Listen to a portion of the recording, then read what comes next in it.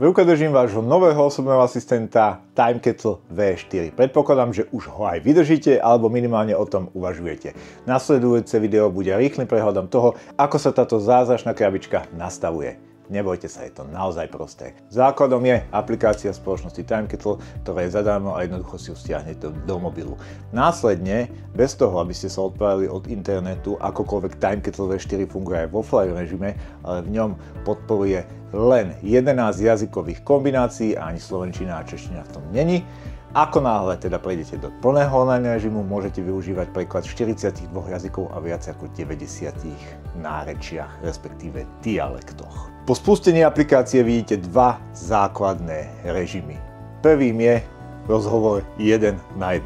To nás dostáva k tomu, že krabička TimeKettle po odpojení odhaluje, že v podstate ide o dve dokovacie stanice, kde jedna obsahuje ľavé slúchadlo a druhá pravé slúchadlo. V režime 1 na 1 je absolútne ideálne, keď dvaja hovoriaci, respektíve dvaja, čo si nerozumejú, si rozdielia po slúchadle a pomocou spustenia režimu 1 na 1 môže prebehnúť konverzácia s latenciou 0,2 sekundy. To znamená, že zažijete plynulý rozhovor bez toho, aby ste vedeli po anglicky, po francúzsky, po nemecky, po španielsky, akýmkoľvek svetovým jazykom v rámci 42 podporovaný. Okrem rýchlej a diskrétnej komunikácie 1 na 1, kde jeden má v ruchu jedno slúchadlo a druhý druhé slúchadlo, nájdete v nastaveniach aj tzv. Režim počúvaj a prehrávaj. Pri ňom využívate na preklad, či už textový alebo hlasový, obrazovku svojho mobilného telefónu a s tým sa spája aj AI súhrn v rámci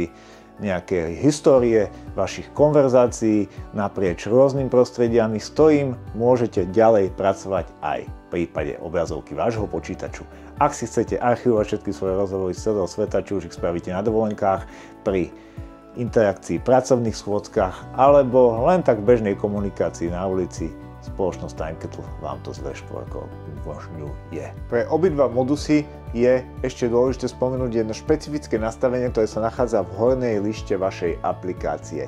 Je tam bežné prekladanie pomocou AI, ktoré je veľmi rýchle a naozaj tá odozva je takmer nulová, a potom je tam režim prekladania LLM. Ide o inteligentnú analýzu kontextu, kde musíte počítať s nejakou časovou odozvou, avšak tento preklad je oveľa presnejší, keďže dokáže uvažovať v širšom kontexte. Uvediem príklad. Sledujem zápas NFL, kde padajú rôzne slovíčka, ktoré sa bez neho v slovníku nenachádzajú, a ak by som mal aktivovanú prvú funkciu, ktorá je síce rýchla, avšak neuvažuje na báze LLM, dočkal by som sa oveľa nepresnejšieho prekladu než v druhom prípade nastavenia práve pri LLM.